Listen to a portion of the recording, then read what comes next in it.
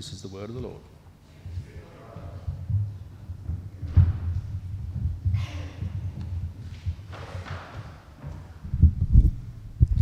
Trevor will hit me later for saying this, but thank you so much for stepping in last minute, Trevor, to take on that task. Pete Carter is grateful. Some moments in history have an almost inevitable feel about them. They prove to be significant pivot points, if you like. Like when Emperor Constantine declared himself and his empire to be kind of Christian in the 4th century, changed the direction of where history was going. Or the invention of the printing press and the technology for sharing stories and ideas at a mass scale in the 15th century. These moments changed the flow of where history was headed. Jesus knew he was approaching such a history-shaping moment, and he also knew that he was central to it. So it need not surprise us that he did some planning and advanced preparation, making arrangements to have a young donkey available in the right place at the right time was simply a necessary step so that he could be sure that there would be one available in the right place at the right time when he needed it. For a number of years, Jen Broad did something similar in relation to Anzac Day. She didn't tie up a donkey or anything. Pete Carter's picked up the mantle last year, but it was planning. Planning something like Anzac Day, of course, requires a good deal of forethought. We need to book the space months in advance, organise a catafalque party, which you might think is easy, but let me tell you, it's often proven to be the most difficult bit. There's dignitaries to invite. There's a long timeline on that because they get very, very busy. Buglers and a PA system and printing of programs. Of course, it's not a matter of simply turning up on the morning of the 25th at Union Square and seeing what's available on the day. No, lots of planning goes in. The preparation of the young donkey as his chosen ride into Jerusalem was Jesus' effort to ensure just such an appropriate ride would be available when he needed it. One of the elements in the Anzac Day service, of course, is the bugler's sombre rendition of the last post before we have a minute of silence as our act of remembrance for those who have died. Now, there's a lot of Anzac services and ceremonies on that particular morning, and a finite number of buglers. So you could probably score a trumpet player, and they would do an adequate job, but if you really want a bugler, you've got to book early.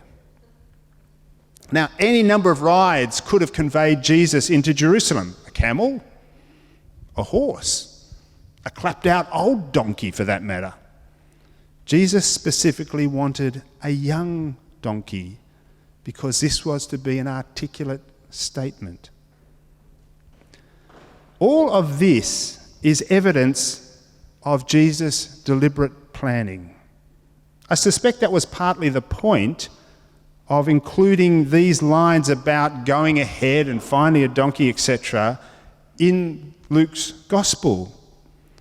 As decisions were made about what particular details to include in the Gospel stories, from the no doubt hundreds of possible details that could have been chosen from, this bit about going to a nearby village emphasised the fact that, as we hear more than once from Jesus' own mouth, that he knew and understood exactly what was about to happen.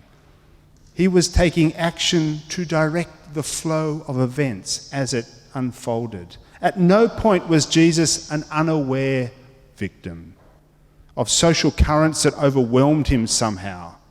He carefully planned precisely the manner in which his final days would give expression to the nature of God's kingdom. My first memory of participating in something that seemed unstoppable was distributing campaign material for Gough's It's Time campaign in the early 70s. Some of you weren't alive then, but it was quite a time.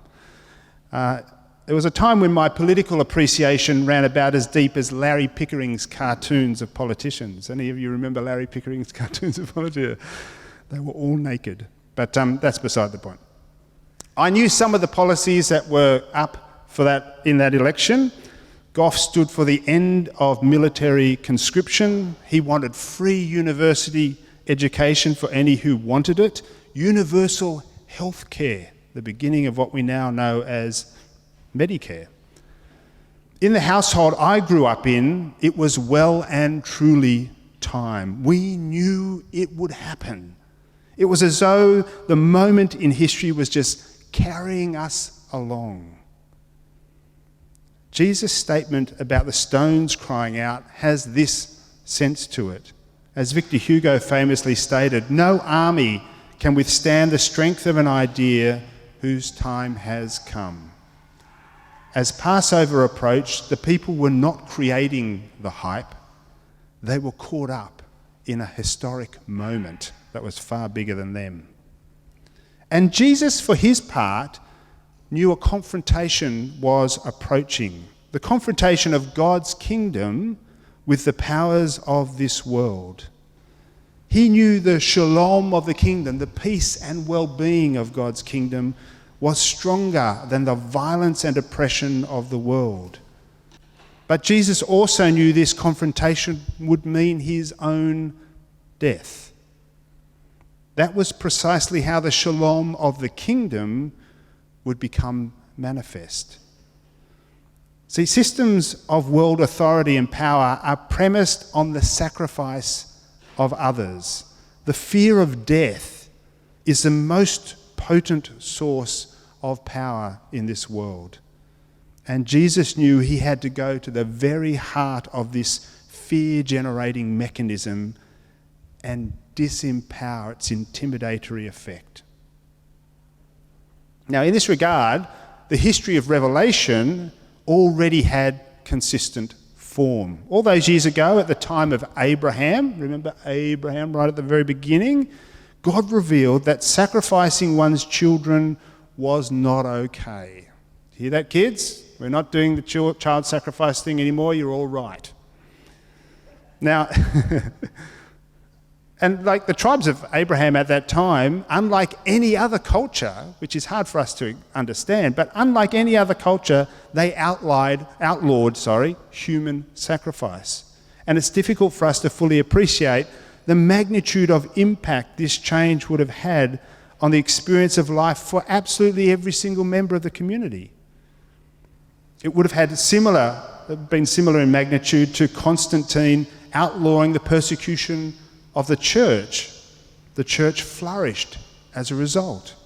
And the point stands that if you take away the fear of death, life flourishes. Animal sacrifices took the place of human sacrifice for Israel. An elaborate system of prescribed offerings at various times for particular purposes, and they were written into their laws and traditions, and everything appeared to be working quite well. Until the time of the 8th century prophets, characters like Amos and Hosea, Isaiah and Micah, they began to expose the corruption that had crept into the sacrificial culture. The 8th century prophets rail against the temple sacrificial system. They claim that this system has come to merely facilitate the corruption of the people. The people feel like they can do whatever they like because they take comfort in the fact that at the end of the day they can offer their sacrifice and God will somehow seemingly be satisfied with that. This is the moment we get this iconic outburst from Micah in Micah's prophecy, chapter 6. With what shall I come to the Lord and bow myself before God on high? Shall I come to God with burnt offerings, with yearling calves? Does the Lord take delight in thousands of rams, in 10,000 rivers of oil? Shall I present my firstborn for my rebellious acts, the fruit of my body for the sin of my soul? He has told you, O man, what is good. And what does the Lord require of you but to do justice, to love kindness, and to walk humbly with your God? And this represents an unprecedented shift from external ritual to the role and impact of motive and desire. These step changes move in a direction of which Jesus' death on the cross would be a climactic event. The people were looking for their promised Saviour King, a leader who would be God's chosen amongst them, one who would represent divine rule and authority. All the people were aware of what Jesus had been doing for a number of years around the region. There was no question in the mind of the crowd, Jesus was God's anointed. He was their leader. He was already having a liberating effect on anyone he spent time with. Surely he would liberate them from their oppressor. The insight-filled teachings, the miraculous healings, the life-giving way he engaged all comers made it obvious. He was the natural choice, the standout candidate. Surely the longings of the people would find fulfillment in him.